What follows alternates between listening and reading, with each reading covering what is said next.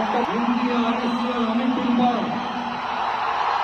உண்மையான நம்பிக்கையும் பாராட்டையும் கொண்டிருப்பேன் என்றும் இந்திய நாட்டின் ஒப்பில்லாத முழு முதல் ஆட்சியையும் உரிமையையும் நிலைநிறுத்துவேன் என்றும் தமிழ்நாட்டு அரசின் முதலமைச்சராக உண்மையாகவும் மனச்சான்றின் படியும் என் கடமைகளை நிறைவேற்றுவேன் என்றும் அரசியல் அமைப்பு